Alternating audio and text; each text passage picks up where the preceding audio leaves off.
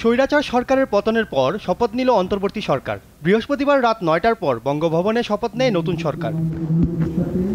শুরুতেই শপথ নেন অন্তর্বর্তী সরকারের প্রধান উপদেষ্টা ডক্টর মোহাম্মদ ইউনূস। তাকে শপথ বাক্য পাঠ করান রাষ্ট্রপতি মোহাম্মদ শাহাবুদ্দিন। পরে শপথ বইতে সই করেন তিনি। এরপর শপথ গ্রহণ করেন ১৩ উপদেষ্টা।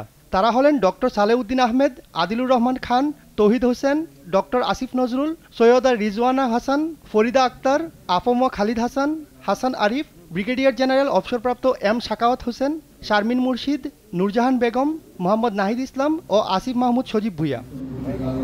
শপথের পর তারাও শপথ বইয়ে স্বাক্ষর করেন। ঢাকার বাইরে থাকায় শপথ নিতে পারেননি ৩ উপদেষ্টা। তারা হলেন বিধান রঞ্জন রায়, সুপ্রদীপ চাকমা এবং ফারুক ই আজম। বঙ্গভবনের দরবার হলে এই শপথ অনুষ্ঠানে উপস্থিত ছিলেন বিভিন্ন রাজনৈতিক দল ও সংগঠনের শীর্ষ নেতারা। ৩ বাহিনীর প্রধানসহ বিশিষ্টজনরা উপস্থিত ছিলেন। আহাদ চৌধুরী, দেশ টিভি, ঢাকা।